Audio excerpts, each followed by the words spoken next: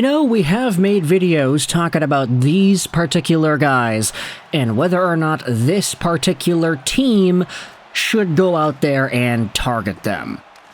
But the reason we are diving into the Montreal Canadiens today is because of the breaking news out of the New York Islanders. Take a look at this, as announced by Sportsnet and various other NHL media outlets and insiders. Islanders president and GM Lou Lamoriello is getting the can. He will not return in these roles for next season, the team has announced. In fact, maybe it's not even for next season, quote-unquote, it's for right now. At the draft, during free agency. Does not look like Lou Lamoriello at the ripe old age of however many years young he is. Let's Google that. He's 82. Yeah, he's getting up there. 82 years young, but he will not be in New York in this role. The Islanders posted a statement on social media today. Let's go out there and read it. The Isles organization announced that Lou Lamoriello's contract as president and GM of the team will not be renewed, effective immediately. Operating partner John Collins will lead a search to find the next GM. The Islanders extend a heartfelt thank you to Lou Lamoriello and his extraordinary commitment over the past 7 years. His dedication to the team is in line with his Hall of Fame career. That's it. That's the statement. Short and sweet, just like Sabrina Carpenter. But ultimately, Lou Lamoriello leaving the New York Islanders organization opens the door to a very legitimate conversation that we can have as to whether or not there are some big changes to the personnel of the team. Not the management, but in the direction and the way the Islanders decide to move forward. There was this idea floating around that says that Lou Lamoriello is so old that there's no way he would be interested in even thinking about a rebuild for this Islanders team. A squad that has been kind of stuck in mediocrity for the past few years, and don't get me wrong, they were very successful in the early 2020s, making the third round every other year. It was kind of weird how they kept on getting in there. Either them or the New York Rangers. It was always either a team from New York or a team from Florida. But the New York Islanders have been in kind of a limbo lately. And when you think about just how unfortunate their previous few seasons have gone, they went from a team that was consistently making playoff appearances and going relatively deep to losing in the first round and back-to-back years against the Carolina Hurricanes and not qualifying some other years. The Isles kind of need a shift in direction here.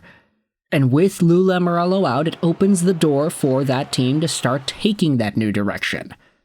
If you head over to the Montreal Canadiens subreddit, this is where we are getting into the Habs here, there was a post made by Shogun2909 that just very simply puts out the Lou Lamoriello firing as the image post.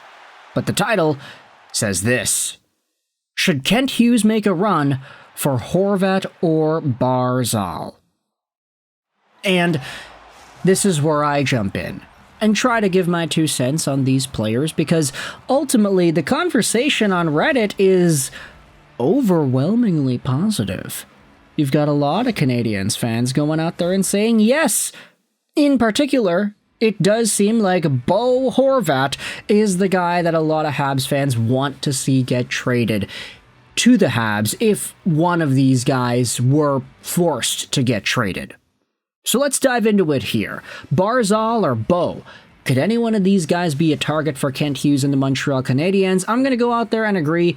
I'd think that both of these guys would help out the Canadiens very well.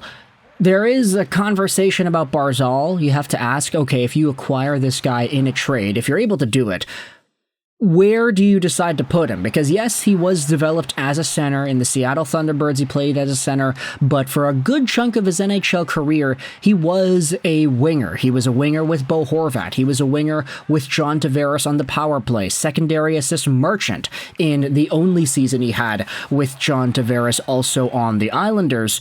But he has had center development, and he did play center before the emergence of Bo Horvat, and before that trade. So there is some experience there, but I would say that Mathew Barzal has played some of his best hockey as the fly-by right side to a center that can go up and down and that can make plays and do some really good things himself. So if you were to try to acquire Barzal, if you want to develop him as a center, that's great. You can do that, but the winger option is also available. And if you wanted to say, I mean, we had spoken about this earlier in the show, but Alex Newhook is a guy who dictates the game more so with his speed and straight line aggression.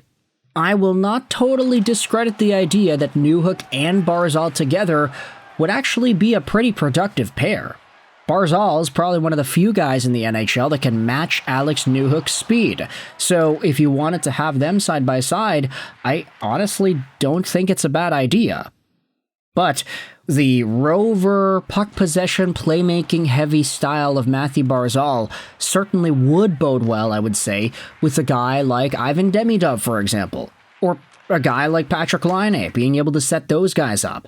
Having Newhook in that second-line center spot, or third-line center spot, I guess you could say, with Laine and Demidov has not been great, but Mathew Barzal brings a lot more intelligence whilst having that speed too.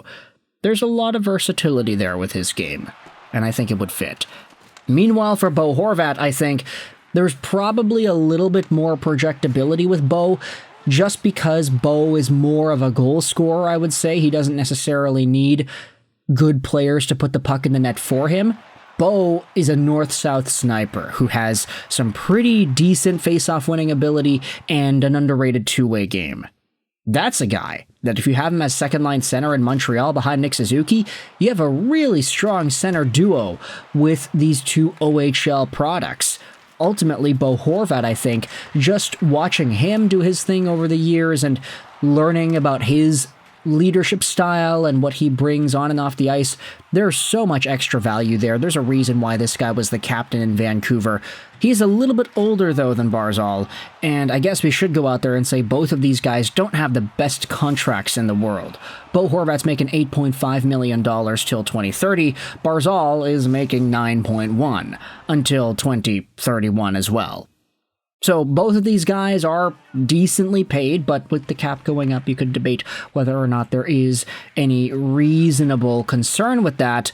So for Montreal, I definitely don't think it's impossible for them to make some big splashes with these two guys here. Barzal and Bo, I think, would be incredible additions to the Montreal Canadiens, and now that the opportunity is opened up, I would doubt that it's even just Montreal. There are probably a bunch of other teams that are going out there and thinking about these options, especially since Lou Lamoriello is now out, and now that the Islanders would be potentially interested in rebuilding. They're finally free from the shackles of a guy who wants to remain competitive in this state of mediocrity for the foreseeable future. Now somebody can probably try to get some of their good players off their hands and get some younger assets in return. The Islanders could go down a legitimate rebuild here. It's possible, but the question is, would these guys be interested in being on board for that? Probably not, so where do they end up next? Let me know your thoughts in the comment section below about the idea of Barzal and or Horvat heading over to Montreal and how this could be a really big opportunity for the Habs. I hope you enjoyed this video. Sign on, and bye.